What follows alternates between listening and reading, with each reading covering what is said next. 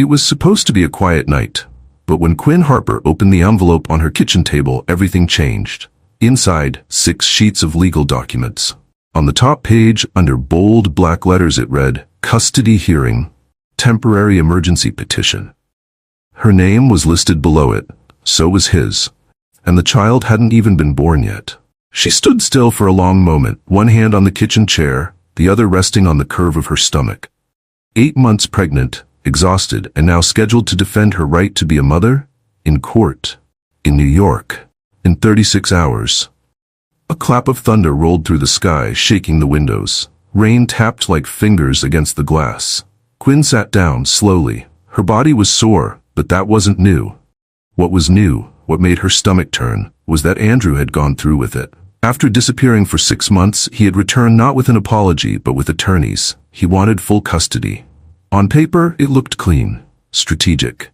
He claimed she had limited support, unstable income, and heightened emotional distress.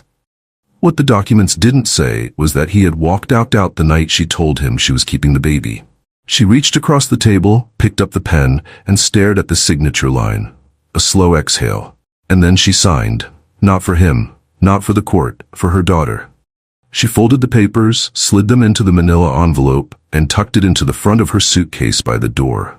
Everything was packed. Her coat, her medical records, even a small stuffed animal she'd bought during her second trimester, the first thing she ever gave her child. Her phone buzzed.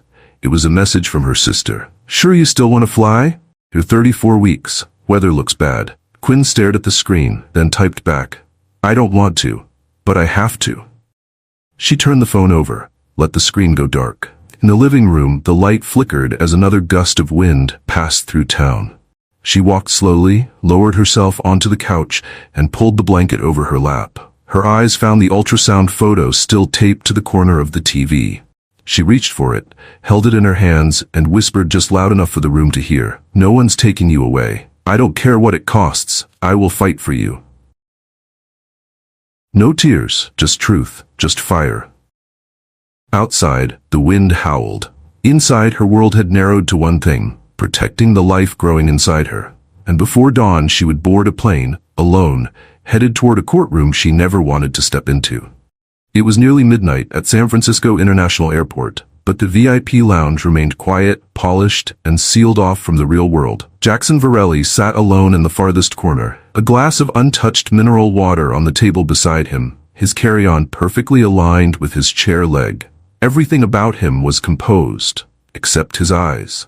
He stared at the screen of his tablet, frozen on a photo he hadn't meant to open, one that hadn't been taken for anyone else to see. It was grainy. A hospital room. A woman in a green gown holding a premature baby. Her eyes were closed. The child's chest was still. He closed the file with 2 fingers, set the tablet face down, leaned back. 10 years had passed. He still remembered every beep, every silence that came after. That was the last day he ever stepped into an operating room. He'd been a rising star in obstetrics back then. Now he was the CEO of an AI defense company preparing to sign a $1.4 billion government contract. And yet tonight, of all nights, the ghosts had returned. A quiet voice interrupted him. "Mr. Varelli," the lounge attendant said gently, "your flight is now boarding. Gate 12A. He nodded once, took the boarding pass, slipped his tablet into the inner pocket of his jacket. As he walked through the terminal, other passengers glanced his way, some recognizing him from the news, most simply reacting to the air he carried. But he didn't return the glances. He never did. Boarding first meant he was already seated when the rest of the plane began to fill. He settled into seat 1A, adjusted his watch, and declined champagne. The flight attendant offered him a warm smile. "Long flight ahead," she said. He replied without looking up. "They usually are."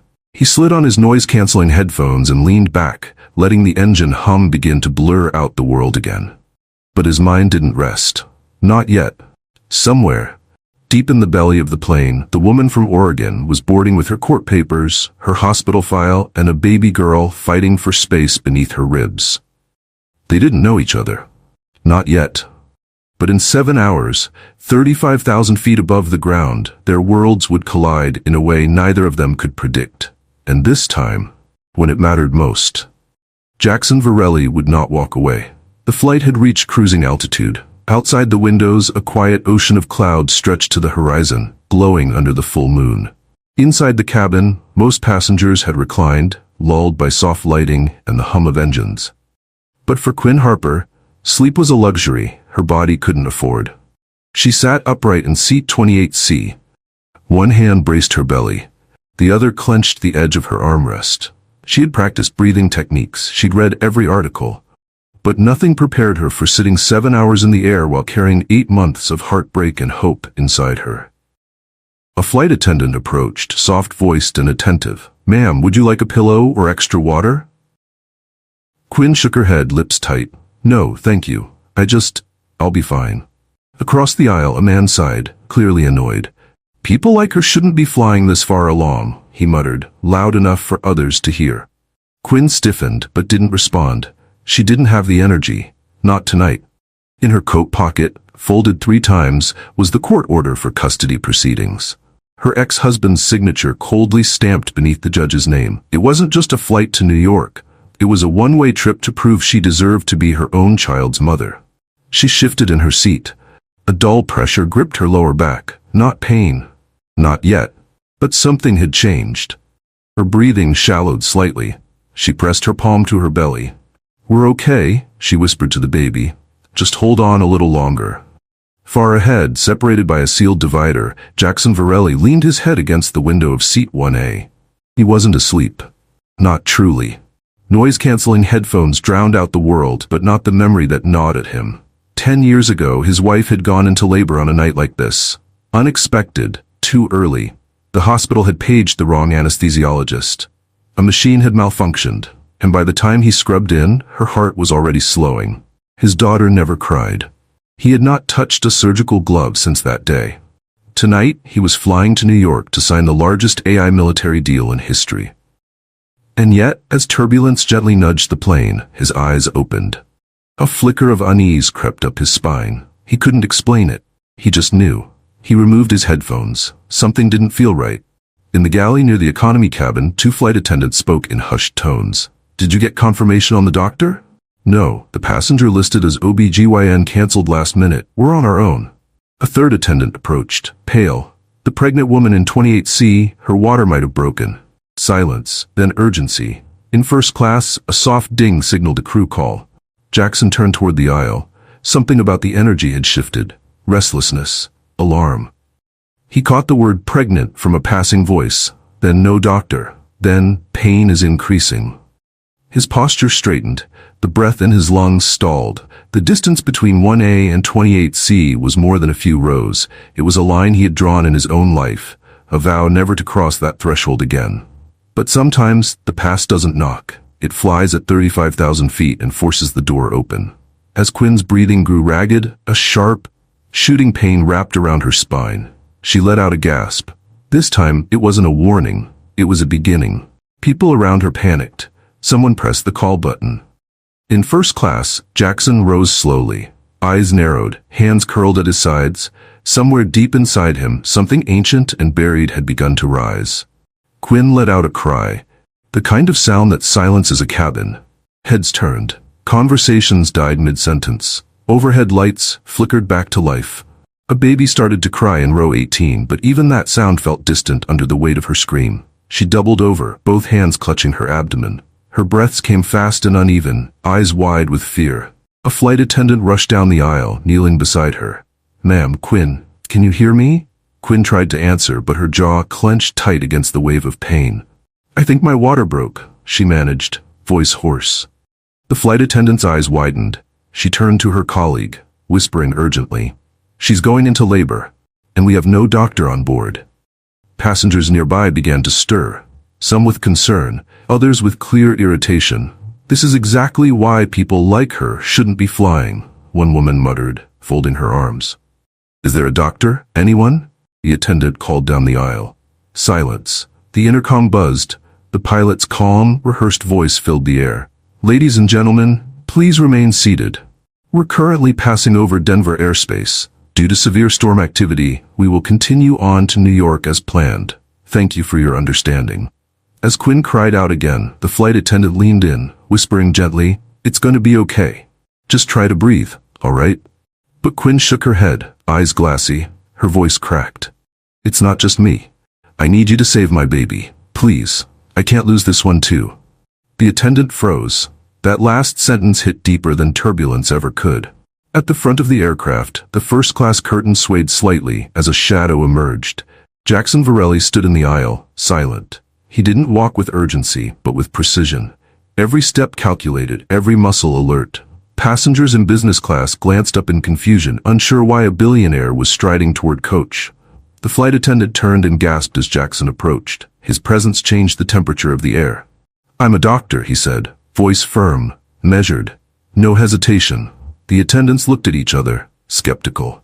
"Sir, are you current? Practicing?" "I was," Jackson replied, pulling out his license from his wallet. "Still valid. Still bearing the name, Dr. Jackson M. Varelli, OB-GYN, Johns Hopkins. But you're the tech CEO, right?" "I'm also the only person on this aircraft trained to deliver a child mid-flight. And if we don't act now, you're going to need 2 body bags instead of a landing checklist." He knelt beside Quinn, who was now sweating, barely conscious, body trembling from shock and contractions. She blinked through tears, trying to focus on the stranger's face. Who are you?" she asked, barely audible. Jackson met her eyes, steady but distant. His voice dropped to a whisper only she could hear. "I'm the man who didn't get there in time, last time." She didn't know what that meant, but something about the sorrow behind his eyes made her nod. Jackson turned to the crew. "We need to prepare the galley space. Clear it, sanitize it, get hot towels, bottled water, a privacy curtain, and patch me through to the cockpit. I'm requesting an emergency landing in Denver. Now." One of the crew hesitated. "Our current orders are to continue to." "I'm not asking for orders," Jackson snapped, sharp but controlled. "I'm activating emergency protocol under FAA Rule 121.557. He pulled out a sleek, black satellite phone from his carry-on. Dialed. The flight crew watched in disbelief as he bypassed their chain of command and spoke directly to an executive at the airline's operations center. "This is Jackson Varelli. I'm the lead shareholder of your board. I need landing clearance in Denver in 10 minutes or less. We have a mother in active labor and no time for politics." A beat, a pause. "Then, you have it, Dr. Varelli. The runway's yours." In the cockpit, the captain received confirmation. "Roger that. Initiating descent to Denver International. Emergency protocol active." The aircraft banked softly left. Passengers murmured in confusion as seatbelt signs blinked on again. Back in coach, the atmosphere shifted. Jackson rolled up his sleeves. He glanced down at Quinn, now half-conscious, tears streaking her cheeks. He whispered, "Not for her, not for anyone, just for himself. This time, I'm not too late." Outside, flashing ambulance lights had just begun to reflect off the descending aircraft's belly.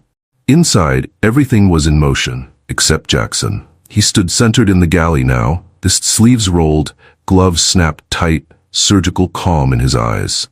Quinn lay on a makeshift bedding of airline blankets and jackets, a flight attendant gently wiping sweat from her brow. Her breathing was erratic. One contraction rolled into the next without space to breathe in between. "She's in transition," Jackson said. "This baby's not waiting." The younger flight attendant hesitated. "Sir, shouldn't we wait until we're on the ground?" Jackson didn't answer with words. He simply looked at Quinn, pale, trembling, jaw clenched to contain a scream, and then back at the attendant. "Tell that to her uterus." The woman swallowed hard and nodded, stepping back. Jackson knelt again. "Quinn," he said softly. Her eyes fluttered open, glassy with pain and fear. "You're going to deliver this baby right here, right now. But you're not alone. I've got you. I promise you that." She nodded once. A tear slid sideways toward her ear. Then her body arched with the next contraction, and she screamed. The captain checked the approach vector. "We're 7 minutes out," he said into the radio. "But there's lightning near the field. If it moves closer." "Divert and we lose her," the co-pilot whispered. "You heard the guy." The captain looked down at the blinking radar, then at the photo of his own daughter taped to the instrument panel. He toggled the radio. "Tower, this is Flight 7321. We're requesting clearance to land on runway 16L immediately. We have an emergency medical on board. I repeat, immediate clearance." A pause. Then, "Runway 16L is yours, 7321. Fire and EMS en route." Back in the galley, Quinn's screams echoed off the metal walls of the galley like the engine whine of a plane in descent. Jackson's voice cut through it like a blade of calm. "Quinn, listen to me. You need to push, right now. Deep breath in and push." She shook her head violently. I can't do this." "Yes, you can," Jackson said. Firm, steady. "You're not doing this for you anymore. You're doing it for them." Quinn sobbed. "I don't have anyone, no family, no one waiting for me, just this baby. And I'm so scared." Jackson's voice softened. "I lost a daughter, Quinn, 3 years ago, premature, complications during labor. I wasn't there in time." She looked at him, stunned.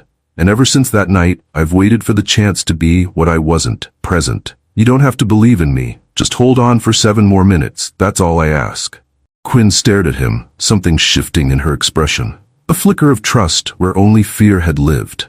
Then she bore down, screaming through the contraction. The plane lurched, landing gear dropping. A jolt rocked the cabin. The passengers gasped. But in the galley, Quinn didn't feel it. Because at that exact moment, a wet cry pierced the air. Small, fierce, alive. Jackson caught the child in his hands. "It's a girl," he said, voice cracking. The younger attendant wept openly, passing a fresh towel. Jackson wrapped the infant and placed her on Quinn's chest. Quinn stared down, shaking. Then, finally smiled. Just barely. "She's breathing," she whispered. "She's really breathing." The wheels touched down with a screeching sigh of metal and asphalt. Flight 7321 roared down the rain-slicked runway, emergency lights flickering across its body like camera flashes in a moment that no one on board would ever forget. Inside, silence. Not the quiet kind, the breathless kind. Quinn lay still, both arms wrapped